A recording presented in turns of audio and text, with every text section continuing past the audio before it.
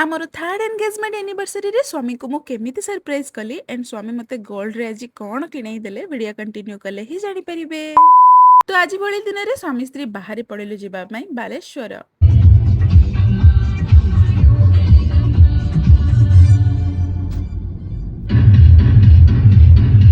ଆଉ ମତେ ତ ସିରିୟସଲି ଏଇଟା ଫିଲ୍ ହୁଏ କି ଲାଇଫରେ ସମସ୍ତଙ୍କ ଆଗରେ ମୁଁ ବହୁତ ମ୍ୟାଚୁର, ବାକି ଏଇ ଲୋକଟା ଆଗରେ ନା, ଏଇ ଲୋକଟା ଆଗରେ ମୁଁ ସବୁବେଳେ ସେଇ ପିଲା ହେଇକି ହିଁ ରହିବି। ଏଣ୍ଡ ସତ କଥା ହଉଛି ଜୀବନରେ କୌଣସି ବି ଦିନ ଛୋଟ କିମ୍ବା ବଡ ହେଇନଥାଏ, ସେଟା ଆମ ଉପରେ ଡିପେଣ୍ଡ କରେ ଆମେ ତାକୁ କେମିତି ଭାବରେ ସେଲିବ୍ରେଟ କରୁ। ଆଉ ସତ କହିବାକୁ ଗଲେ ମୁଁ ତ ଗୋଟେ ଗୋଲ୍ଡ ଲଭର ନୁହଁ, ବଟ୍ ଫିଙ୍ଗରିଂ କିଣିଲା ବେଳେ ମତେ ଗୋଲ୍ଡ ବହୁତ ହି ପସନ୍ଦ। ଏଣ୍ଡ ତାପରେ ମୁଁ ଯାଇଥିଲି ମହାକାଳ ଜୁଏଲର୍ସ ଏଣ୍ଡ ସେଠାରେ ଆମେ ଫିଙ୍ଗରିଂ କିଣି ଆସିକି ପହଞ୍ଚି ଗଲୁ ଟିକେ ଖାଇବାକୁ। ତ ଖାଇବା ପୂର୍ବରୁ ବାବୁଙ୍କ ପାଇଁ ଗୋଟେ ଛୋଟ ସରପ୍ରାଇଜ ନେଇକି ଦିଆହେଲା। ଆଉ ଦେଖିପାରୁଥିବେ ତାଙ୍କ ମୁହଁର କି ଖୁସି।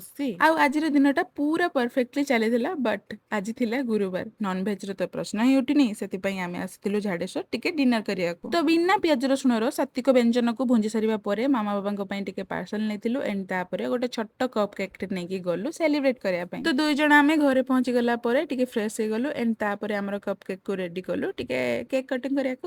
ଆଉ ଯେତେକ ମୋ ନଲେଜ ରେ ଅଛି ଆମେ ଯେତେ ବଡ ହେଇଯାଉ ତା ସାଙ୍ଗରେ ଆମର ରେସ୍ପନ୍ସିବିଲିଟି ମଧ୍ୟ ବଢି ବଢି ଯାଏ। ସେଥିପାଇଁ ଯୋଉ ମୁହୂର୍ତ୍ତକୁ ଯେତେବେଳେ ଏଞ୍ଜୟ କରିବା କଥା କରିଦିଅନ୍ତୁ, କିଏ ଜାଣେ ସମୟ ଆସିବ କି ନାହିଁ।